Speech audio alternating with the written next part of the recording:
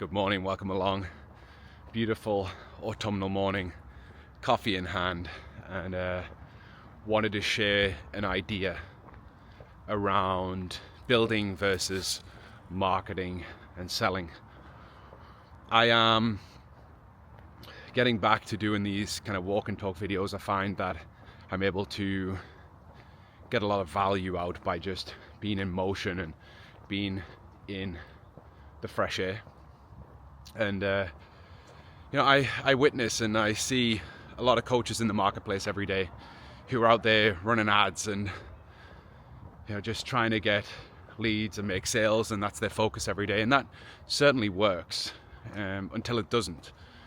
And a couple of the people that I've been chatting to recently have been running this old DM style ad system where it's a simple ad to DM, and then you set an appointment and you make a sale or you don't. And for sure, like, the metric here is, can you get leads cheaper than it costs you to get a paying client, right? So if you spend 1,000 in ads, can you make 3,000 back in client sales in return? And of course, if we can make that happen, it's beautiful, it's scalable. The problem with it is that when that stops working, you're not really building anything. You're simply trying to extract value from the market without actually cultivating anything in return, without contributing anything, so that when a lead is dead, they're dead to you. There's no community around it, there's no connection, there's no ability to really build and foster a relationship.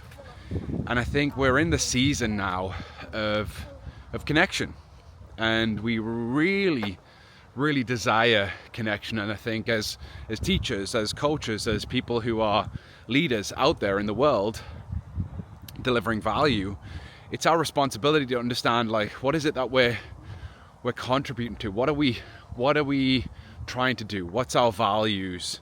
What are we trying to build in the world? And for this last few weeks, I've been building a men's community for male coaches, because I realize that so many of the people that I get to work with, and you might be watching this, you might be in the community, so many of the people that are coming in there are just starving for connection and brotherhood. And I think it's really one of the most important things in today's world. It isn't just like what you're helping people achieve, but it's part of the community that you're helping people become a part of. And I think that's a huge part of you selling a coaching program of any description, is the people that are also in there. I can think, I'm in 2 programs right now currently myself, and both of them I'm there, as much for the people as I am for the benefit of working with the teacher. And I think that's really important, like finding a teacher that you can trust. Number one, somebody who's going to guide you and lead you and mentor you and help you become a better version of yourself, but then equally be surrounded by a group of people that you can lean on, because we all need layers and levels of performance, right? I'm brown belt in jiu-jitsu, and we need the white belts, the blue belts, the purple belts, as much as we need the brown belts and the black belts, right? Brown belts are peers, black belts are my challenge, and purple, blues and whites are my contribution, although some of them purple and blue belts are getting really good these days, especially the younger kids. And we can all help each other become better by contributing up and down the chain. And it's this constant tussle between all levels and layers that allow us to grow. And so think of that in business. Like, we don't just want information or tools or strategies anymore. Like, we're inundated with that. We're swimming in tactics. And actually what we'll find if we spend time is that most coaches are just completely overwhelmed, burnt out, unsure about what to do next. They don't know where to put their time and energy. And frankly, I think this comes down to this idea of, like, what are you actually building? What are you working towards? Like, what is your next decade looking like? I think we go through seasons of like 10-year blocks, and we have to really consider, like, what are we willing to put tracks down for the next 10 years of our life? I mean, I turned 38 on Friday, and that was a stark reminder that I'm closer to 40 than I am 35, and I'm leaving a decade. I'm leaving my 30s soon, and I start to turn a gaze towards my 40s and think about what it is that I want to do in my 40s and different season of life. My kids are 8 and 15, going on 9 and 16. My daughter's going to be finishing her GCSEs this year. My son's soon going to go into secondary school, and there's a period of maybe like 2.5 years now. My daughter finishes her A-levels and my son finishes primary school, where there'll be this big transition. I'll be into my 40s, and I've got to start thinking about where I want to spend my time and energy. Like, what am I building towards right now?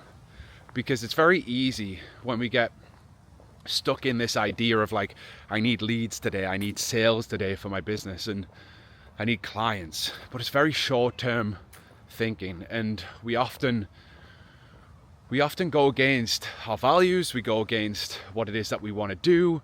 We do the thing that we know that we've always done. Maybe you've done this thing for 5, 6, 7 years now, and it's all you know, and you're afraid to look at what is next.